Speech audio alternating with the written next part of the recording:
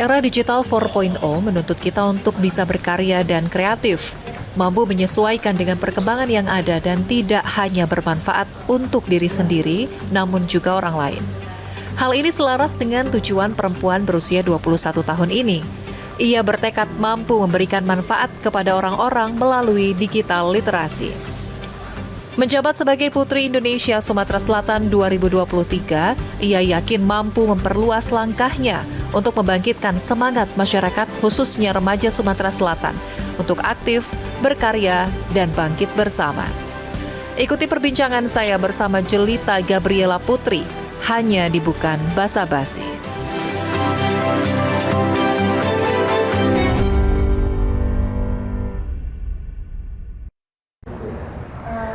Pemirsa Bukan Basa-Basi, kecantikan sejatinya tidak hanya berdasarkan penampilan saja, namun juga didukung dengan hati dan juga sikap mulia yang akan mendukung dan juga kembali membuat kecantikan itu sendiri juga bersinar.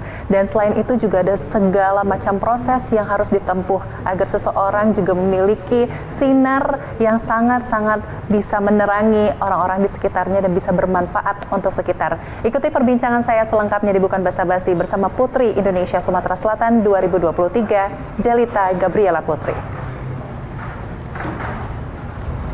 Hai Gaby. Hai Kak Caca. Apa kabar? Alhamdulillah kabar baik. Gimana kabarnya Kak? Sehat juga lah. Ini makin charming ya, makin cantik luar biasa setelah menjabat sebagai Putri Indonesia Sumatera Selatan 2023. Alhamdulillah. Oke, sebelumnya thank you banget nih Gaby ya, kita bakal ngobrol-ngobrol, mau cerita-cerita nih tentang perjalanan Gaby juga ya sampai saat ini gitu kan ya. Kita pasti ada banyak sekali kisah yang menginspirasi gitu. Tapi sebelum itu mau tanya dulu nih sebelumnya, kalau Gaby ini untuk kesehariannya itu aktivitasnya gimana?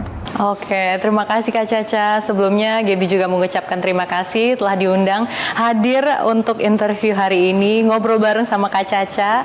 Dan kalau kegiatan sehari-hari, aktivitas sehari-hari yang utama adalah sebagai mahasiswi di Universitas Sriwijaya jurusan akuntansi. Lalu Gaby juga bekerja sebagai model di beberapa event.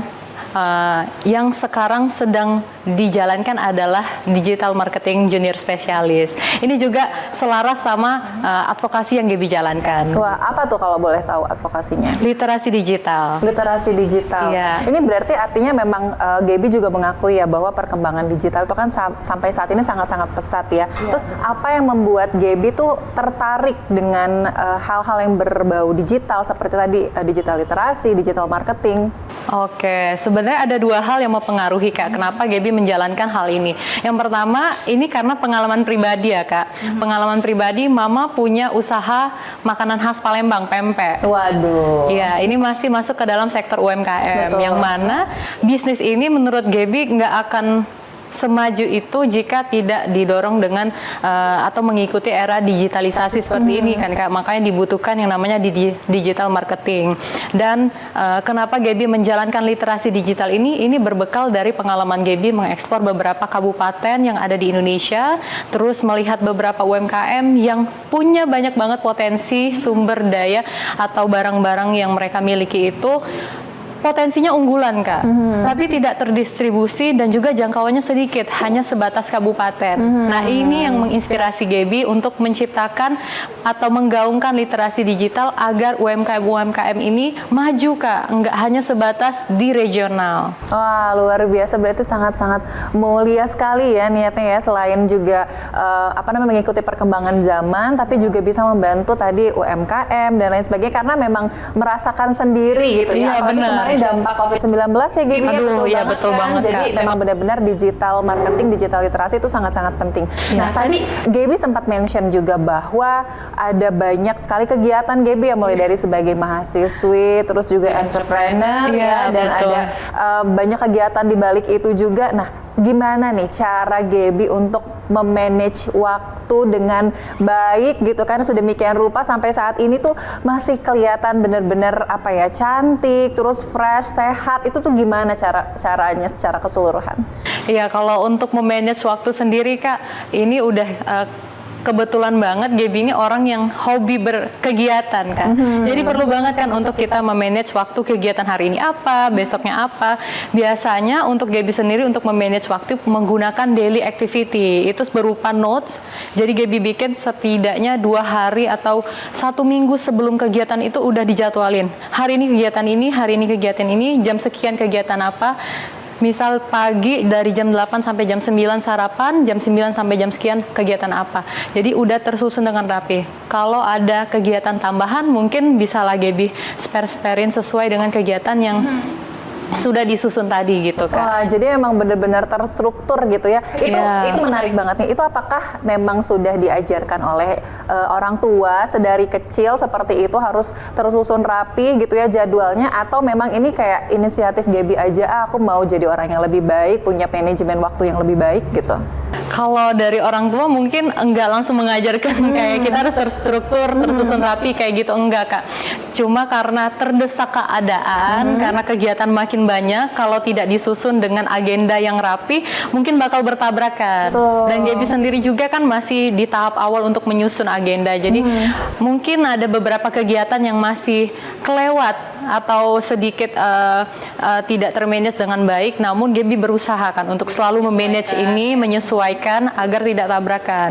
Nah, kalau mama papa sendiri kan tidak terlalu yang harus rapi yang seperti Gaby bilang tadi Kak. Yang penting jadwal yang Gaby sudah tetapkan dan Gaby janji sama orang itu terlaksana dengan baik gitu aja. Bisa sih, Kak. bertanggung jawab. Iya, Dari betul. sekian banyak kegiatan Gaby gitu kan, salah satu sebenarnya tanggung jawab utamanya Gaby adalah sebagai mahasiswa gitu kan. Iya. Tapi apakah orang tua pernah nih kayak keberatan atau misalnya komplain sedikit gitu, misalnya Gaby kamu coba dikurangin kegiatannya, atau malah sebenarnya 100% mendukung gitu kan, karena pasti ada banyak poin plus ya di balik kegiatan Gaby ini.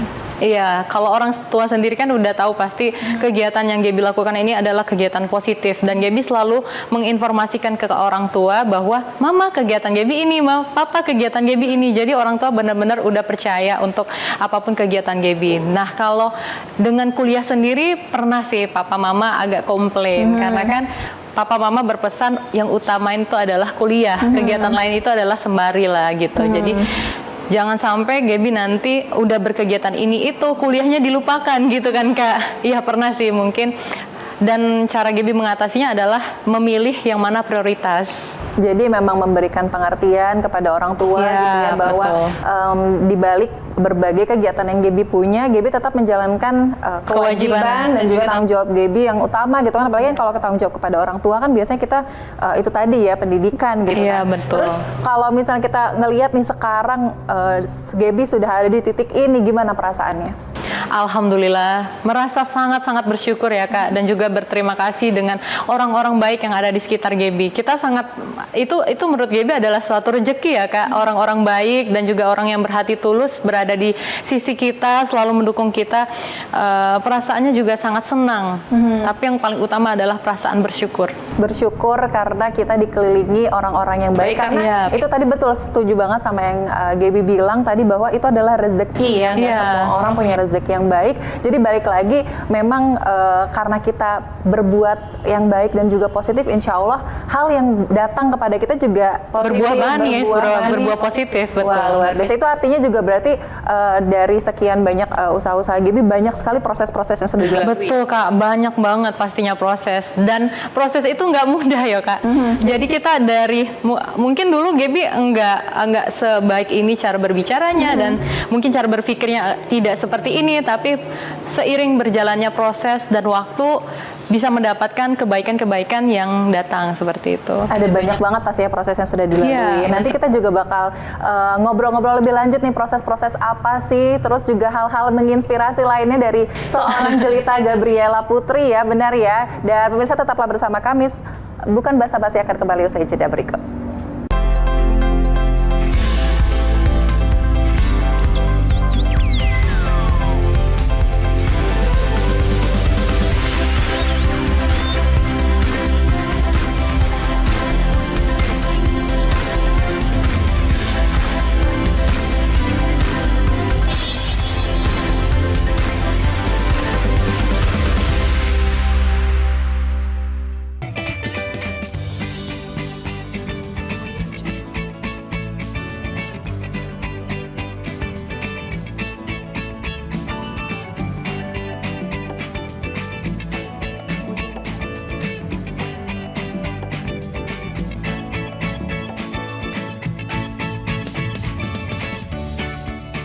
Gimana? Bersih dan jernih kan siarannya? Jangan khawatir, semua ini gratis.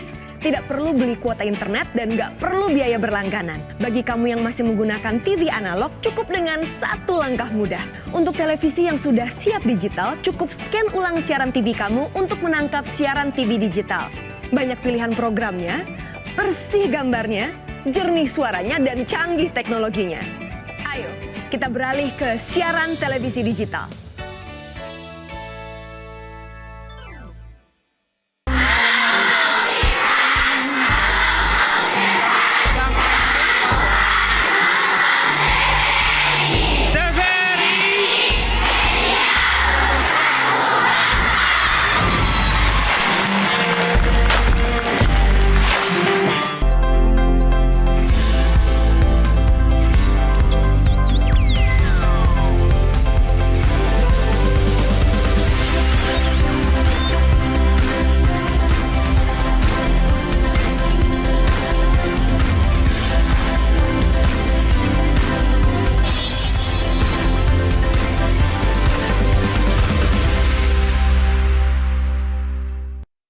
Terima kasih Anda masih bersama kami di Bukan Basa Basi dan saya masih bersama Jelita Gabriela Putri Indonesia Sumatera Selatan 2023. Gaby, sebelumnya tadi Gaby sudah sempat mention ya bahwa ada berbagai proses yang dilalui, itu kan luar biasa yang bisa mengasah Gaby dan memupuk Gaby bisa menjadi sampai saat ini gitu. Nah, boleh diceritain nih kira-kira proses pada saat untuk mengikuti pemilihan Putri Indonesia di Sumatera Selatan sendiri seperti apa yang Gaby rasakan atau paling ingat gitu momennya?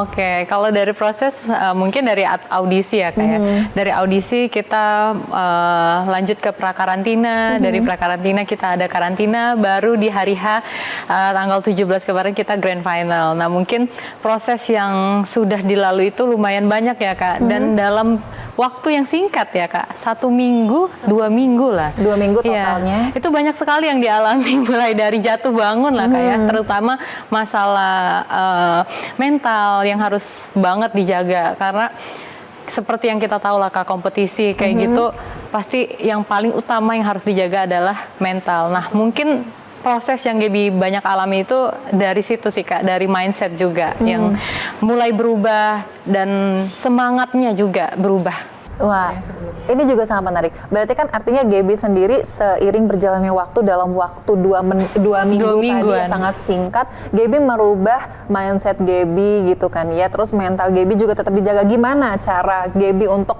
merubah hal itu? Ya, kalau untuk merubah hal itu, yang pertama mungkin faktor diri sendiri. Yang kedua adalah faktor orang terdekat, orang tersayang yang selalu kasih support. Gaby, kamu tuh nggak boleh seperti ini. Gaby, kamu harusnya seperti ini. Mana yang baik, mana yang buruk, selalu Gaby pilah-pilah. Tapi Gaby rasa dari perkataan orang-orang sekitar yang sayang sama Gaby itu merubah Gaby jadi sosok yang lebih kuat gitu Kak, yang lebih tough, lebih tangguh seperti itu. Kalau misalnya kita bilang juga ini kan bisa dikatakan beauty pageant seperti itu ya, kompetisi di bidang kecantikan, tapi Gaby ada banyak stigma nih misalnya di luar sana, oh ini tuh yang dicari atau yang dilihat apakah dari looknya saja gitu kan ya, harus yang cantik, tapi kalau untuk Gaby sendiri gitu memaknai hal itu seperti apa? Iya, kalau dari Gaby sendiri memaknai hal itu mungkin keliru ya, karena beauty pageant ini tidak hanya cantik, tapi juga kita butuh cantik dari dalam. Seperti yang Gaby dengar,